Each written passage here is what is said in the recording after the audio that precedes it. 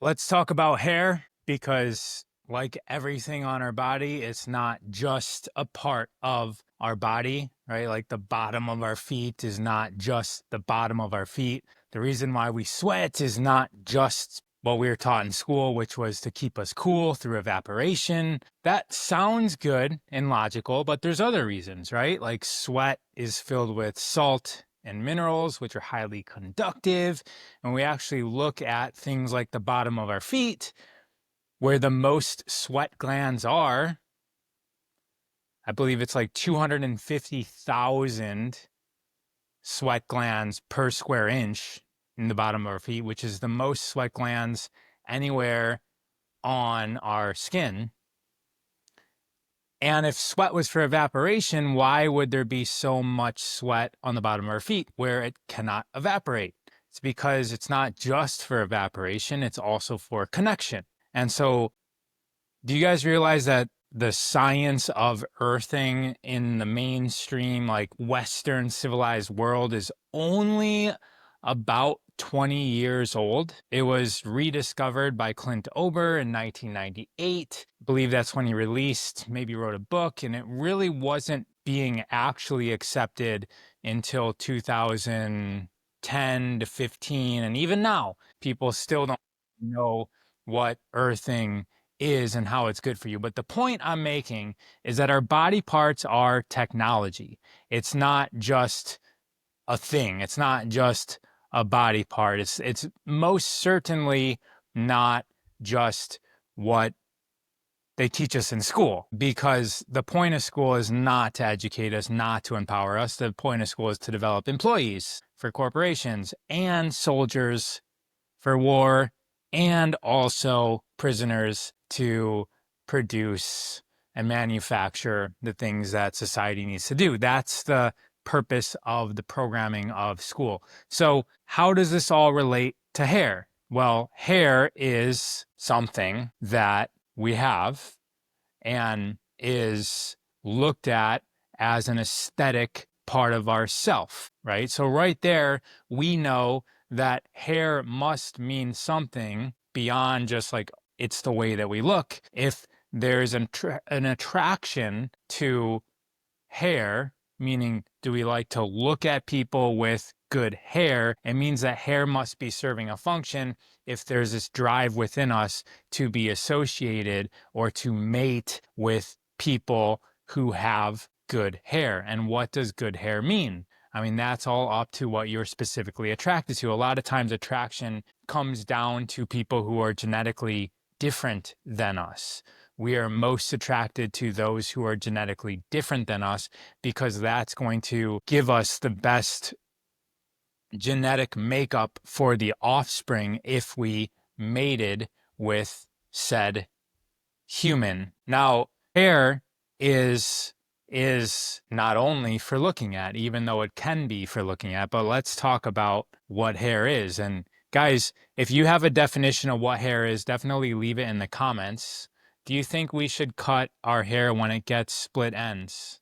Is a question I have right now. Do I think we should cut our hair when it gets split ends? No, I never have. And my hair goes down below my butt, and like there's some that even go down to mid thigh, and I treat my hair very poorly. Split ends. So split ends are, and the hair splitting are the reason why perceptively our hair doesn't get longer. Our hair continues to grow, and the reason why your hair might not get longer is because it's breaking at the rate that it's growing. So it gets to a certain length and it continues to break. Hair is power and sexy appealing. Yes, we're going to get into that. We're going to get into why. But do I recommend cutting for split ends so that it gets longer? No. And the logical reason why people do that is because if it's breaking, that split is going to continue splitting and it's going to go down the shaft and continue. I was not listening to someone talk about traditional hair care and they recommended trim off split ends, suggesting it affects health of the entire strand. So I'm going to get into that. Bleach is not helping. Definitely not. All right. So instead of cutting, which may be a solution, but every time you cut, it has a impact on other functions of this technology. But one thing that you can do is moisturize the ends, which I don't do because I'm just frankly too lazy to do it. But you can put on jojoba oil, you can put on just at the ends, not the whole hair, the ends. And that will keep the split ends at bay so that your hair will continue growing longer. So you can oil, coconut oil, any kind of oil, even avocado oil on the ends of your hair, and that will maintain your split ends. Also, you have to really pay attention to your diet. If your hair is weak and breaking, it's just like your skin breaking. It's just like if you have acne, and it's your body doesn't have the components to function in a way that it can produce strong, healthy hair. All right. So hair definitely is a signal of what's going on in your body, including grays, which I have. And I can definitely get better. Like I let my hair not, I like my hair is not actually well taken care of. Like there's so many knots in here, but I know why I started growing hair. Okay, so I just answered the thing about split ends. Somebody else just asked a question, but I forget. So let's just get right into it.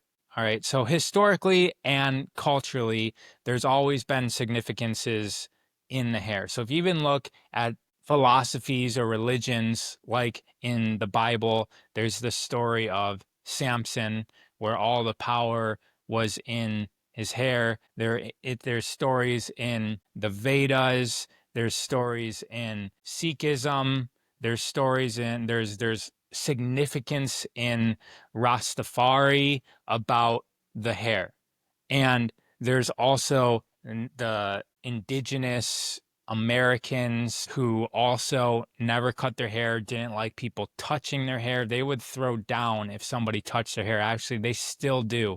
You go up to indigenous people and start messing with their hair, they hate it. How to keep hair thick? Why does someone who has thick hair suddenly start thinning? I believe it's look into the diet first and foremost. And also not understanding what hair is. Guys, if we're not sending energy into our body parts, if we're not using them, maybe put the oil on the ends while you talk. I mean, I really should be detangling my hair while I talk. I try to do that as often as possible, like while I'm driving, which I rarely do, or if I'm uh, watching a movie, which I also rarely do. So my hair really doesn't get attention because I'm rarely just not doing anything where I can just be doing this. Hair loss is a symptom of poor diet, question mark, question mark. Well, I would say that any and most symptoms that we have that we call sicknesses or diseases are symptoms of our lifestyle, diet being a very significant part of it. Somebody just asked, I don't brush or comb. I don't, because I don't keep good care of my hair. So even though I've got a lot of knowledge about hair and the importance of it, I'm pretty natural. Like I don't really take care of it very much. Hair recession into widow's peak, demineralization. What's this say? I mineralize and provide my body what it needs. How can we reverse this? Okay. Can you repeat that? If we aren't sending energy into our body parts. Okay. So if we don't really respect this for what it is, then there's really not going to be a need for our body to take care of it. Guys, we can actually send energy with our intention to our different body parts. Guys, hold the questions. They're happening so quickly, it's hard for me to read them. Put them in the question box at the bottom of your screen with the little question thing. And then that way I can click on that to make sure if it's important. So let's talk about what else the hair is, because if we just think that it's something that we constantly have to cut and we get annoyed that we have to go cut the hair, we get annoyed that we have to shampoo and condition the hair. That's what I mean. If we're not actually sending healthy, positive loving energy to this and understand that this is a technology, a vehicle, a doorway into non-physical realities, including past and future and multiple dimensions. If we're not respecting this for that, then the body's not going to hold on to it. And so there is intention at play within our body as well. So what is it? You know what gray hair is? It has a lot to do with copper. There's a link between gray hair and copper deficiency. And where is copper used? Like there's copper actually all around me within the walls of this house. And what is the role of copper? What is the copper doing? It's a very good. There's really a long delay here, so I'm kind of waiting for the comments, but copper is very good and useful at transmitting something that's very useful to us, right? Appliances, wiring, conducting, right? Conduit, right? It's conducting electricity, right? Electrons. And it must be Wednesday again. Yes, I was just on Monday. But so why is it in the hair, right? Melanin also is in the hair, right? So melanin is what makes it's the coloring of our skin, our hair, and our eyes. And there's also neuromelanin in our body. Melanin is also being used as technology. So it's like kind of like a new field of technology where they're using melanin to do what? Transmit electricity. Now, so it's not like copper. It's like we can call it, how can I accurately say this? Like a version of copper that's in our hair. And we have melanin as well. So both of these things are very good at transmitting electrons, and electrons don't really travel as we would think it. It's like my father's an electrician, and it's almost like the electrons are existing and they kind of get activated down the chain, but they don't really move. And it's the same thing with photons. So the difference between an electron and a photon is that an electron has mass and a photon doesn't have mass. And guys, so what I'm saying here is that I've given lectures on stage where I talk about the usefulness of melanin in our hair, skin, and eyes. And essentially, I explain the melanin in the body are produced by mitochondria, and its essence makes us photosynthetic. Right. So we're going to talk about photons and biophotons here in a second, because photons, when you take away matter and mass from something, it's no longer defined from the normal constructs of reality that we're defined by, right? We are defined by physical space and linear time. I'm curious why you're saying you have read so much and value letting your hair grow, yet you say you only maintain your hair when you're doing nothing else. It's not worth your time as much. Yeah, that's like, that's the contradiction of life, right? Like, do you know what I wish I was doing right now instead of talking to you guys? On a mountain by myself, meditating with my eyes closed, completely blocked off from nothing, listening to the wind in my ears. But here I am, not fixing my hair, not meditating, and I'm sharing information. So there's a contradiction of many things in every single moment that we all make choices on. But so here I am talking about photons and why. So I established that it can be transmitting electricity. Guys, do you know, I'm going to do a little, how can I do this? One sec. All right. So this might be one of the most important things that you need to understand about your body. If you guys Google or just remember back to ninth grade biology class, there's this term called germ layers. Some say electrons don't exist, only the electrical charge exists. See, this is where things get crazy, guys. We feel that our scientists and our professionals like electricians actually know everything that there is to know. Like I said, my father's an electrician. He says, we don't really know what electricity is. He says we can't create it. We just kind of know how to use it to a degree.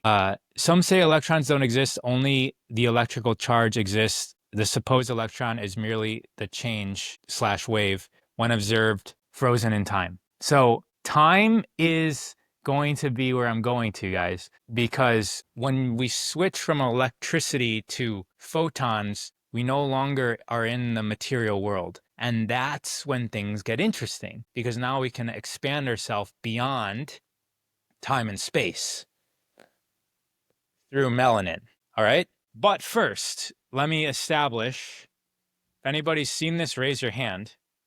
This is a little demonstration I made up, but you guys have all seen this before in your 9th grade biology books on the germ layers. Now, there's 3 germ layers that we're taught about. There's the ectoderm, the endoderm, and the mesoderm. And forgive me if I say a wrong word here, because I wasn't really planning on doing this.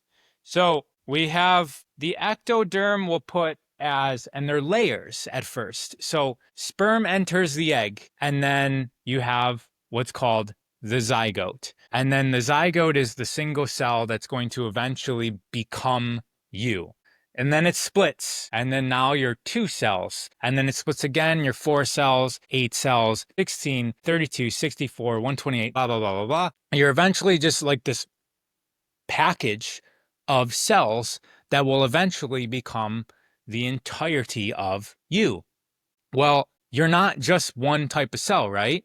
You're a whole bunch of different types of cells. So before it switches from the same cells to a whole bunch of different types of cells, it separates itself into 3 different layers of cells. The ectoderm, which is this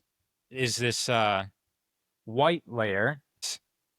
The ectoderm is your brain, your nervous system, okay? And then what's the second one here? The green stuff is your endoderm, and the endoderm, the germ layer from the endoderm, will eventually be your, and also up here is kind of like your brain, your gut, your nervous system. And then here is your bones and muscle. That's your mesoderm. I don't know if I went there next. No. I went to endoderm. Endoderm is green. It's organs. It's like your organs. And then down here, the purple is mesoderm. And mesoderm is muscles and bones. All right. So we got ectoderm, which is gut, which there's neurons in the gut. There's brain, nerves. I'm repeating this because I'm going to do a demonstration with this. This is you. This is you after you're a zygote and a bunch of cells. Then you separate into 3 different types of cells. And then eventually these cells start separating into individual, organ cells and hair and eyeball and brain. So then the second layer is endoderm, which is organs. And then we got the bones and stuff, right? And then eventually this sort of flat-ish layers, they're called layers, right? Which is like layer on top of layer, start to take shape into more of a sphere shape. And it does this. So the muscle and bone layer, the mesoderm, starts to close in on everything. I needed a longer thing. So it starts to close in on everything. So we have the brain in the middle, and then we have, this is improper. So we got brain in the very, very middle, then the organs, then the muscle and bones. And then it pinches 2 little strands off the top. And then these strands, which are the brain layer, start to wrap the entire body. They wrap around the entire body. And that forms your skin. You guys got that? If I would have had a moment to figure this out, I would have picked the correct size towels to make that look good. But you guys kind of can make sense out of this, right? That the same layer, the ectoderm layer that makes up our brain and our nerves, that same layer makes up our skin, which is what? Highly conductive of what? Electricity, which is why it's important that our skin touches what? The earth, because the earth has a charge. Our skin is conductive. Our skin is made to take in. It's to transmit. It's to communicate with what's around us. So is our hair. Now, this is all to establish that this is an extension of our nervous system. This is made of the same base cells as our nerves in our brain. Funny because it's coming literally out of where our brain is. And it's also coming out of all of the areas of the body where there's a need to collect prana, right?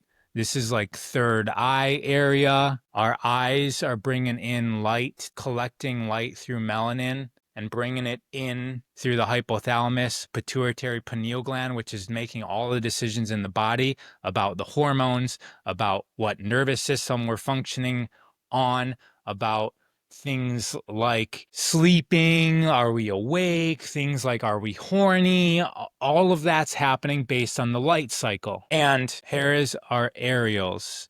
Every hour I spend with you enhances and expands myself. Thank you, Ra. Now, it's an extension of our nervous system, and it's collecting not just electricity, it's collecting light. Now, you guys have heard the stories. I don't have to tell you it as a piece of evidence, but I'm going to talk about it. So someone's saying, can you give a quick definition of prana? External stimuli? No. Prana is translated in English to life force.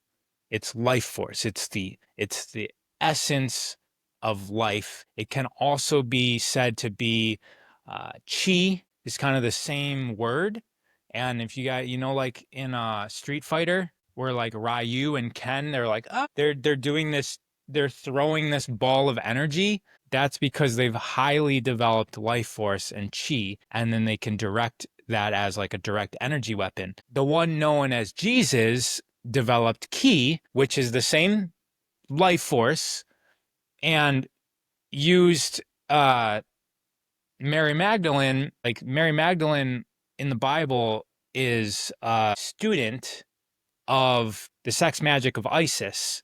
And so they were using sexual practices to charge his ki body. And so that when he would go through the death initiation, his essence would transfer over into his ki body. And he spent a lot of his life charging that up, putting a lot of intention into it so that that is what can exist beyond the physical body. So prana is essentially life. It's what's like, it's in the air. So when we breathe air, so when we inspire, when you actually look up etymology of spirit, like what does spirit mean? You will see that it means breath. What's somebody saying? Where is that in the Bible? Well, in the Bible, they say Mary Magdalene was a prostitute. So that's the translation that you get. But it's just, you can read some other books and see that it's more than that. Just like sweat, as I started this conversation, is not just evaporation, it's connection. So there's always more. There's always more than what you learned as a 7-year-old. Because as a 7-year-old, you're being talked to as a 7-year-old. So do I fault the system for telling superficial white lies? No, I don't. It's kind of like those who are happy enough with those superficial white lies will live their life there.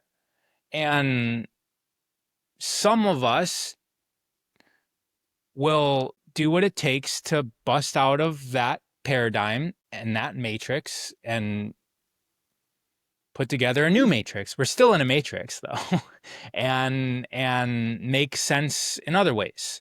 And that's where we get differing perspectives that are sometimes valuable, sometimes they're not. Okay, where was I? Photons. Because, okay, what books do you recommend on the topic? Topic of Mary Magdalene? You can start with a book called The Magdalene Manuscripts. That's one. There's also Jesus and the Essenes, which is talks about his kind of like where he was when he was missing from 13 to 30 years old. You guys know that, right? It's like this blank period of where was he in the Bible?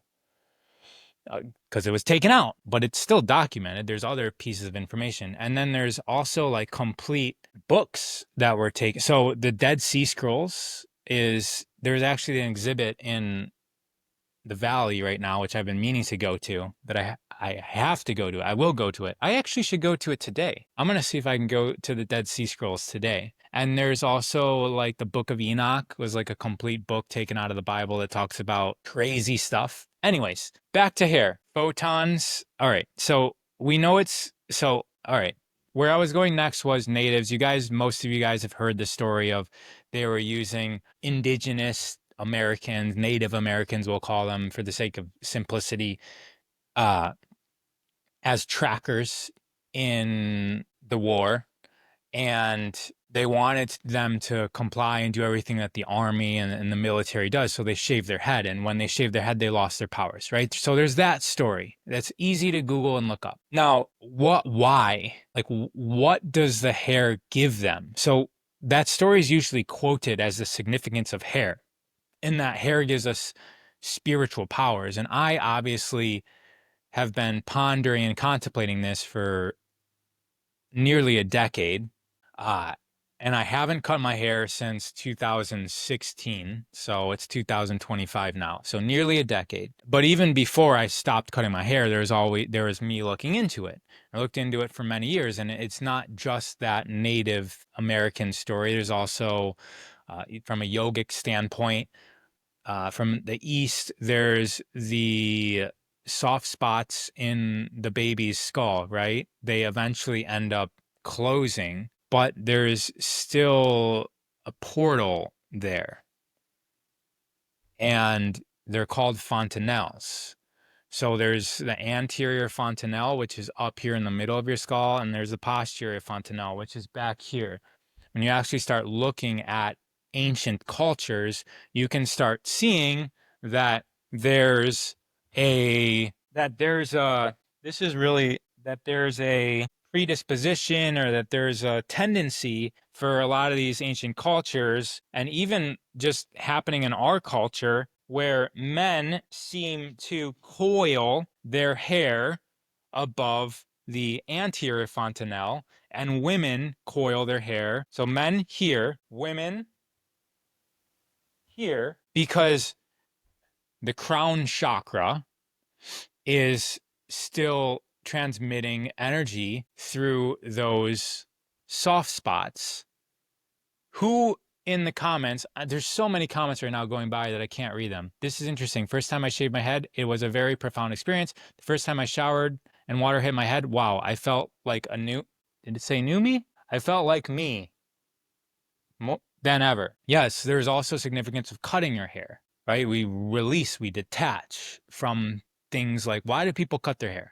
Just without science, science is like slowly trying to validate things superficially by breaking them into parts and pieces and running experiments and developing hypotheses. But, like the experience always precedes science. Science is always way behind, and most of the time wrong. I shouldn't even say most of the time. I'll say half the time. There was no barrier between me and the water. It was incredible. I love feeling the sun and water and snow on my head. Okay. There's this saying that 50% of science is going to be invalidated in 50 years. We just don't know which 50%, right? So science is always rediscovering itself. And so we don't really need to look at science as the end-all be-all truth, because even science knows that it's not. If you look back 300 years in science, we can see that a lot of it, by its own laws and philosophies, have been invalidated. And so here we are in a current moment. Don't make the mistake of thinking that everything that has been scientifically validated is actually how it is, because it'll eventually get invalidated when we get a bigger lens or a broader perspective. Now, so like the question I ask myself is, why is hair spiritual? How does it connect us?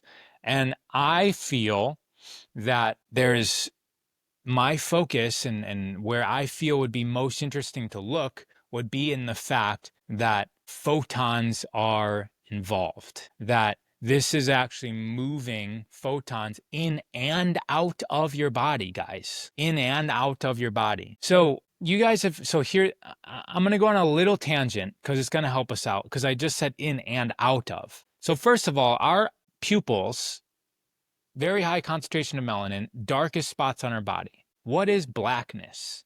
Why is this thing black? It's black because light is hitting it and it's not releasing any light. That's why this chair back, this thing's black right in front of me. That's why this black thing is black. And that's why microphones are black, because we don't want the audience looking at the microphone. We want the audience looking at us. And so if we've got this big thing in front of us, if this thing was hot pink, or like I used to use a bright blue, what's this thing called? Squishy thing, air puff protector, something like that. If this thing was bright, our eyes it's emitting color, it's emitting light. But because they're black, we kind of look through it, right? It absorbs all of the photons that hit it. Now, my shirt is white.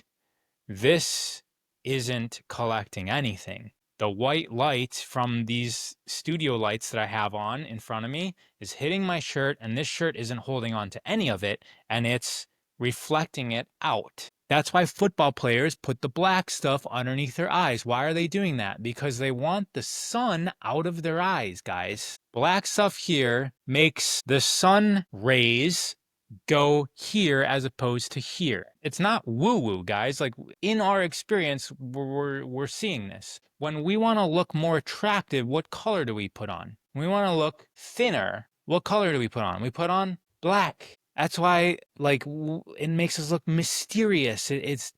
We get lost in it. When you look into somebody's eyes, you have a tendency of getting more sucked in to their eyes. Now, the question I'm asking is, what is that?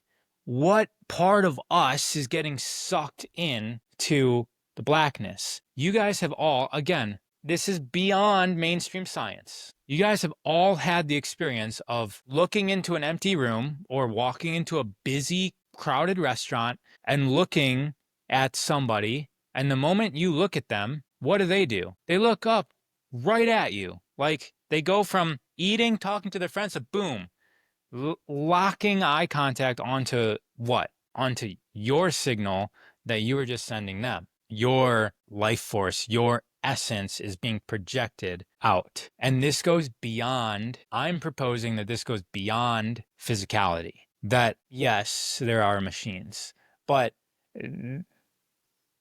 it's not so simple to measure. And so we don't recognize it. And we've got things like laws of thermodynamics to contradict that any sort of energy is being moved this way. The root word of science comes from the Latin word scientia, meaning knowledge, which derives from the verb saere, meaning to know. Hair is an antenna and moves lower voltage and frequency, where bald higher voltage frequency. Think that. All right, going too fast. All right, why am I saying all this? So there's something else that goes beyond physicality, and I feel that it's in the realm of light.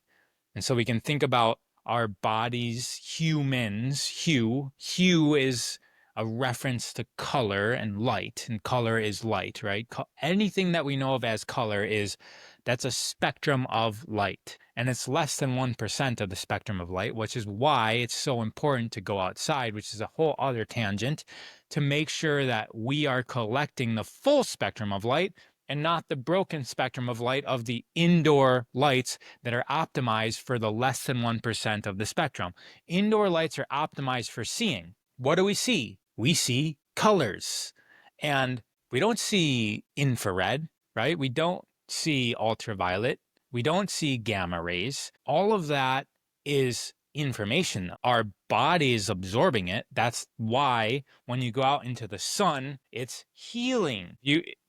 There's a book called The Healing Power of the Sun, if you want a reference on a book, that talks about just all sorts of, from ancient cultures to now, about how heliotherapy is a thing. Now, why is hair spiritual is the question I keep on wanting to come back to. It's an extension of our nervous system.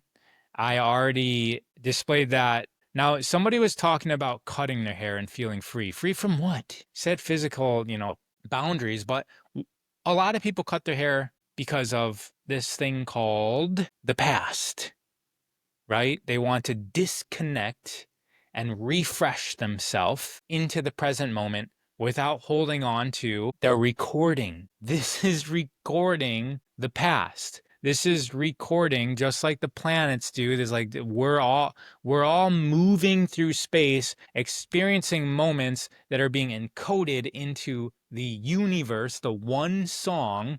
And so we're rotating around and basically formulating a CD, like we're making our own rewritable CD with life, and everything's being encoded as information into the universe, the one song, the master disc. That's also happening as above, so below. It's also happening in our hair. The hair is a record, which is why you can do drug tests by, looking at somebody's hair. The hair is a record.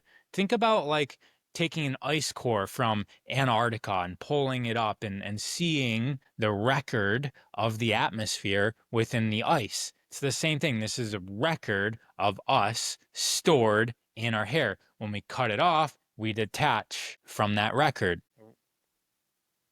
Okay, light. Melanin. It's dark because it's collecting light. It's going in to the pineal gland. The pineal gland is producing what? Melatonin, which is essentially means dark tonic. So melatonin goes and refreshes the body every time we go to sleep. And what is that? It's the darkness is collecting the light, and then it's recalibrating our cells with melatonin, and it's flooding our body. And what do we experience when melatonin is going through our body at the greatest amount? We experience... Starts with a D. I'm going to wait. What do we experience in deep sleep, everybody? I totally believe hair is spiritual. I'm a female, so I had long hair my whole life. I cut my hair for a fundraiser for childhood cancer research. And then what happened? If I see that comment, I'll repeat it. So guys, what's happening when melatonin's going through the body? What's happening for us? Like, what is our experience of that? Scott's saying DMT. C. Berkeley saying REM, rapid eye movement. Both correct, but not what I was looking for. Is a more simple term, guys. Like any toddler knows what this term is. They can define it. REM's not so definable, neither is DMT. So if you haven't healed completely, is it good to cut your hair from the past? Deep sleep, also correct. Also correct. It starts with a D. We're almost there. Not DMT, not deep sleep.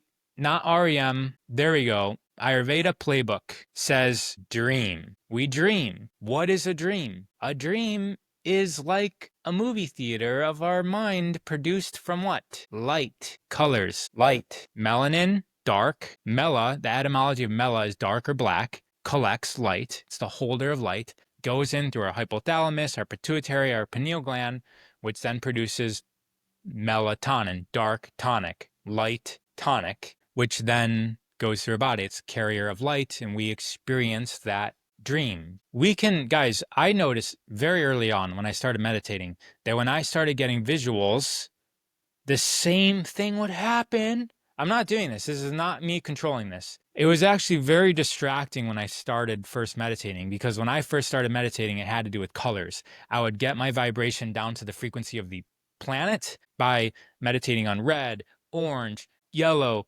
green, blue, purple, black. And while I was doing that, I was imagining different colors. There's practices on my YouTube. I think if you just look up Raw of Earth color entrainment technique, which is a trademark term, color entrainment technique, you'll see some meditations. But this was happening when I was trying to imagine a blue horse with blue hair and a blue sky and blue grass and blue apple, and I bite into the blue apple and inside's blue and blue syrup is coming out. Like, that's what you would need to imagine in this technique. You would need to imagine the colors taking over your complete reality. And I started noticing my eyes are going into rapid eye movement because that's my third eye. My pineal gland is also being active. And for whatever reason, the eyes are connected directly, not directly, indirectly. The eyes are connected directly to the occipital lobe, but also indirectly to the pineal gland. So whenever you activate that pineal gland, your eyes are doing this weird rapid eye movement thing. I wonder what Google says what rapid eye movement is. Why does rapid eye movement exist? That's actually kind of a weird way to ask that question. AI says rapid eye movement, where the eyes move rapidly behind closed eyelids, likely. So we don't know. Like, this is most of the stuff I look up is just like, we don't actually know everything. Likely plays a crucial role in memory consolidation, emotional processing, and brain development, with theories suggesting it also aids in preparing for wakefulness and potentially even acts as a protective measure against acting out dreams. So there's a scanning hypothesis. They may be related to a shift of gaze in the dream imagery.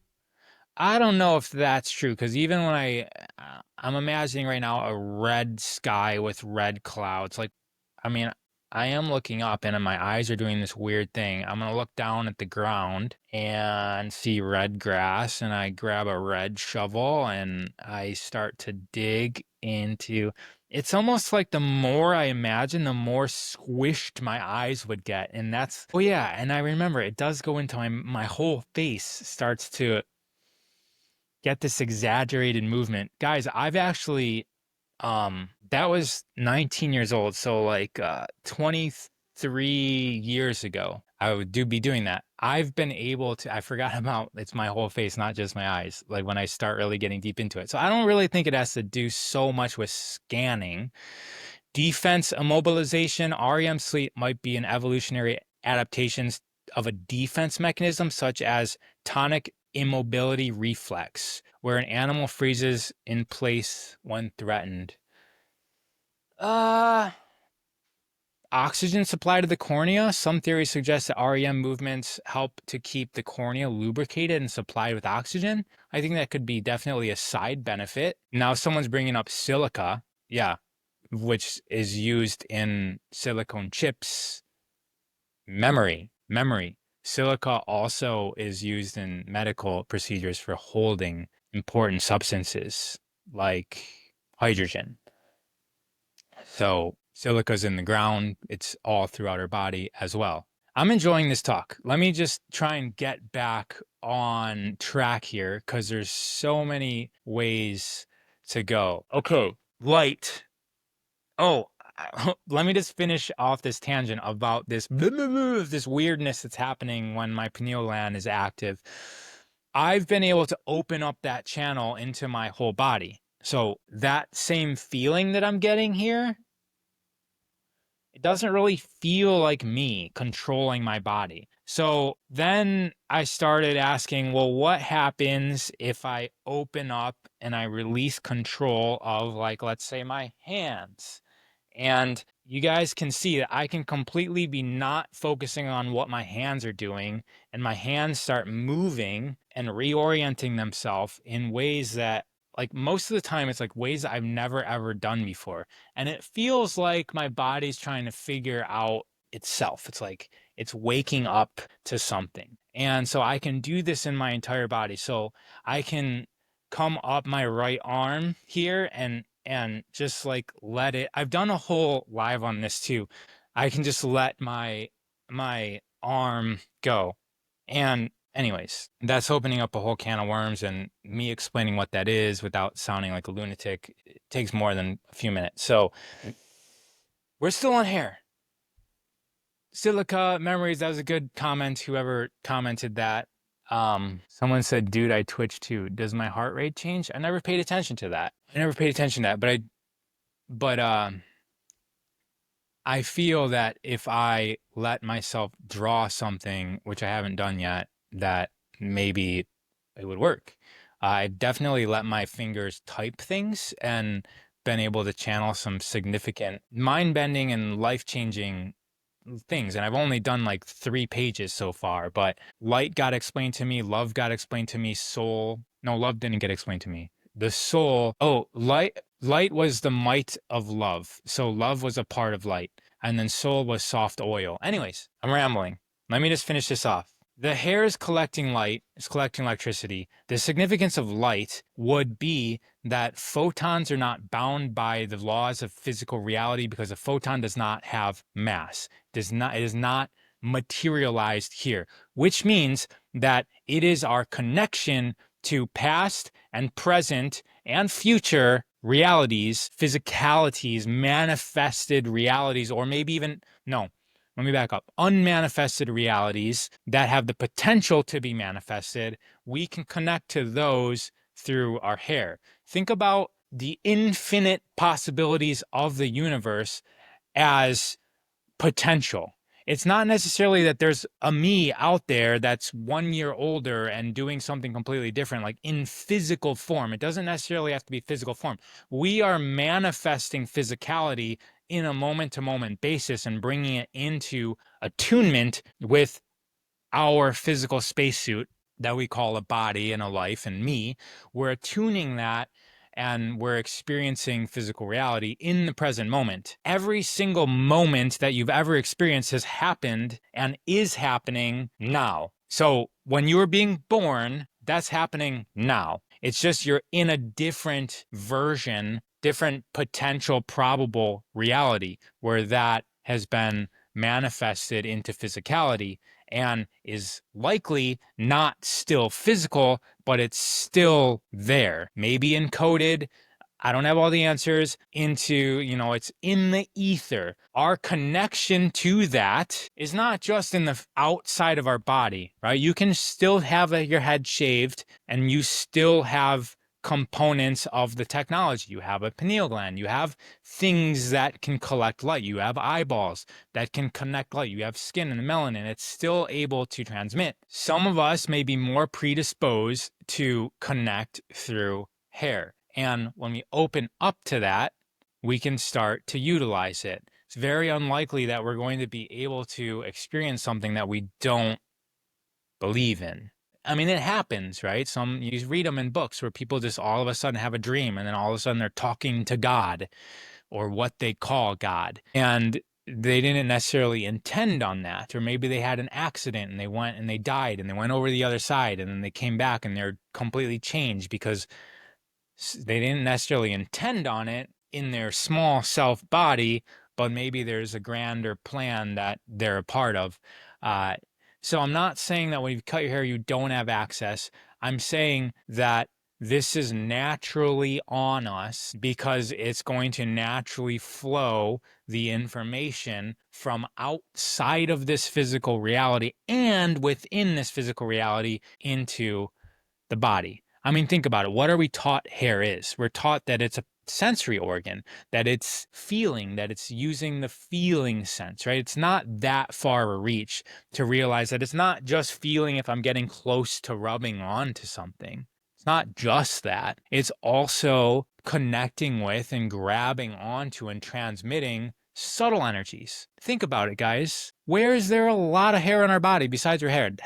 Like, the other, most hairy part of our body, our pubic area. What is that area made for? Connecting with another being that has hair there? And you think that the hair is just there to what?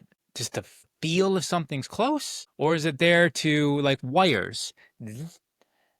Allowing for the facilitation of the connection of that prana, that life force that's connecting root to root. Penis to vagina, it's connecting. Hair is going here. That energy is coming through. Those people that have more open channels or they get more in tune with that other person, now the energy is going in and up to the heart center. And that arc is getting longer and stronger and you're getting more connected. There's more of you that's embedded and transmitting to this other person.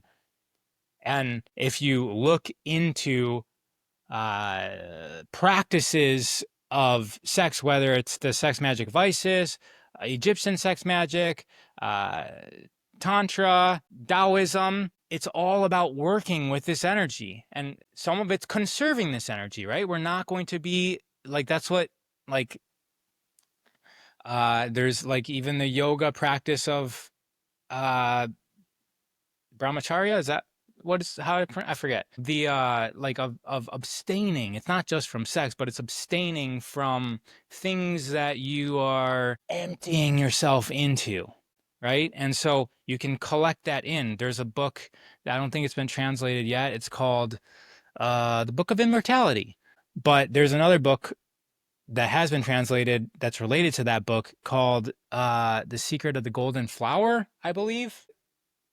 It mentions the Book of Immortality, and then it mentions one sentence. It says, you become immortal when you stop the downward flow of energy, when you stop releasing this powerful energy that we work with through this union of two beings through the hair and through the actual physical compartments that go in, and hold it, like turn it into upward flowing energy, upward flowing. And so even in Egyptian styles, they talk about actually releasing into the person. And if you go into like Isis stuff, talking about bringing the energy up into and letting it come all the way up here. It's like coming up the spine, spiraling up the spine. It goes up into this bowl of the cranium, and then it kind of wraps around. And you're imagining this. You're directing this organ or orgone. You guys know about Wilhelm Reich, orgone, orgasm energy. That's an organite, orgone. It's like life. It's another version of life force, chi, ki that I was prana talking about earlier. Bringing this orgasmic energy up in, and then it kind of like curls around and falls into your pineal gland, your crown chakra. And that's another thing, guys. This hair, what way, like imagine if you're constantly focusing on bringing energy up, we have to redirect it back around us and then in through our root. So don't just spew energy out and spew energy up. So there's always like this conservation and usefulness of this creative energy. It's also called euros or ohas. So this energy is within us, and it's connecting through hair. That was a weird tangent. I don't know if I was completely clear on a lot of it. I thought the hair of a woman's vagina served to direct urine away from the body, since we don't have the straw to direct urine like men do. I never thought of vaginal hair as connecting or collecting. Well, I mean, if that's true, then why do men have hair? It would serve that purpose if only those with the vaginas had hair there, right? Cutting bangs which cover the forehead impedes this process. Correct. That was Genghis Khan's process of weakening society so they wouldn't stand up against him. He would shave the guy's head, cut bangs on the female so that it would impede the guys. If you look at his skull, you'll see that this area is very porous, very porous. And so even plucking your eyebrows is, I mean, sometimes I pull them out, right? I mean, when there was a time where I didn't shave my face for 5 years, that's when I started growing my hair. I also didn't pluck my eyebrows, and it was pretty bushy there.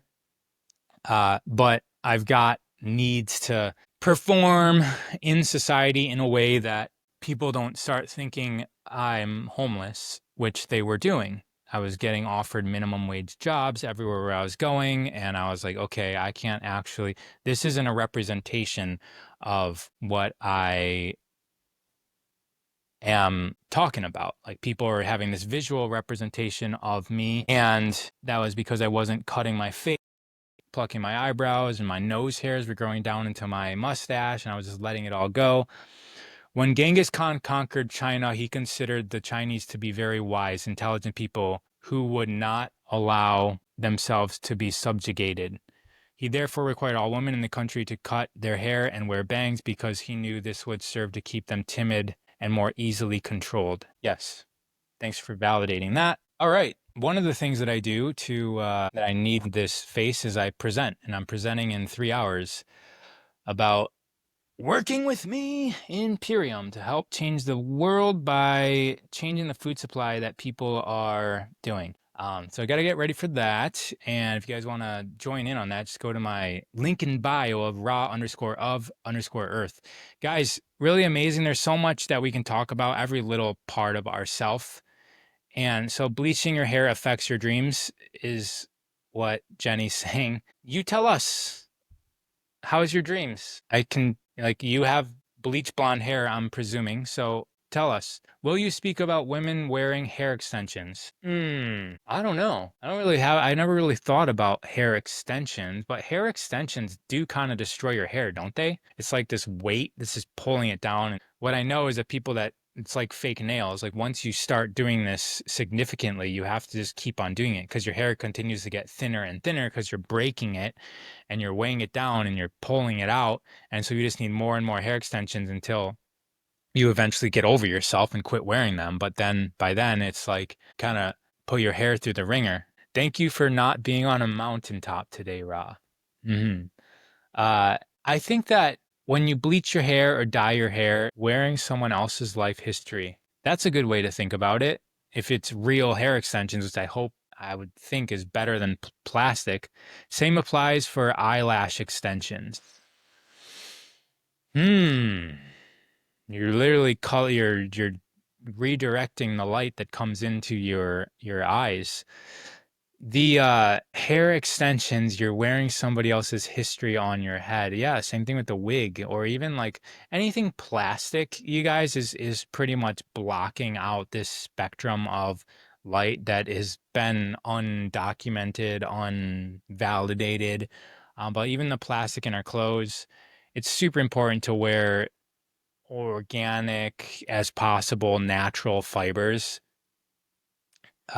which maybe I'll do a live on that. Everybody's talking about this, they always reference this study by Dr. Heidi Yellen about linen and wool. The thing is, nobody's read the study. Like, there's so much more interesting things in the actual study.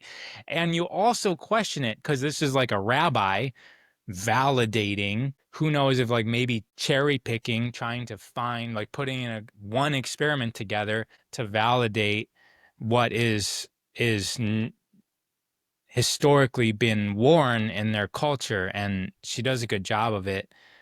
uh if you guys don't know what I'm talking about, just don't wear linen and wool at the same time. They spin in opposite directions. And so if you wear wool alone, this is actually linen. If you wear linen, and I actually am wearing it because my wife is out of town and I normally work in my office that has a wool rug. And so I can't really wear linen while I'm in there because I'm going to be creating like a death frequency, like a dead frequency in my environment based on the opposites of linen and wool. So make sure that, like, if you have a natural organic mattress, for instance, might have wool in it. And then if you put linen covers on top of that, that's a huge no-no. So these are just some things that you might not be aware of.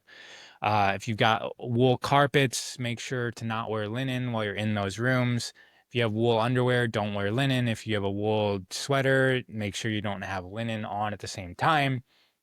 Mixing of fibers is also it's in the Bible, but it's proposed that it's mostly referring to fibers such as linen and wool that spin in opposite directions. They'll cancel each other out, and it kind of like puts us into like the same vibration, same frequency as something that's dead. What is the name of this woman again? I believe it's Heidi Yellen, Dr. Yellen. And you're going to have to do some deep research to get to the actual study. Like, it's not just so easily available. But yeah, hopefully you guys learned a lot about hair. And these are all just all this information that I spew out. It's not to be like a complete thought. Like, a lot of it is like, if you find something that's useful, you look into it. I've been a teacher my entire life, and I've learned that if you tell somebody the whole truth, number one, they fail to look more into it, which the truth is always evolving. It's meant to be a conversation. And also it doesn't stick because people didn't invest in figuring it out and weighing out and using critical thinking, all the different parts of it. And so I invite you guys to look into the things that you thought were interested in, because you're interested, it sticks out for a reason, even if you're skeptical. What is the name of the Mary Magdalene book? It's called The Magdalene Manuscript. It's translated in a bunch of different languages. The first 60 or so pages is like you really immediately get into the technique, the practice of union and directing this energy up. And I would also recommend, if that's of interest to you, look into, this is a longer read. So the Magdalene Manuscript, the first 60 pages, you can kind of like get the general practice, and then it's just about actually doing it. This other one's very, very long. It's like 600 pages. It's called The Ancient Secret of the Flower of Life, Volume 1 and Volume 2. And in the Volume 2 book, there's another practice.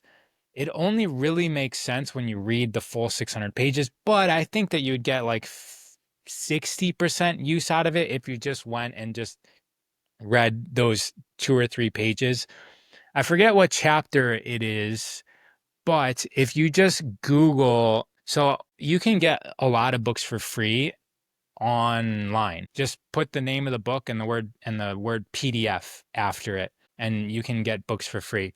You can even find certain parts of books. So with a little bit of Googling, you can just Google, I'm going to just try it right now while I'm on here. You can just Google Ancient Secret of the Flower of Life, VOL. I'll put the full word for volume 2, and I'm just going to put Egyptian SEX magic. Let me see.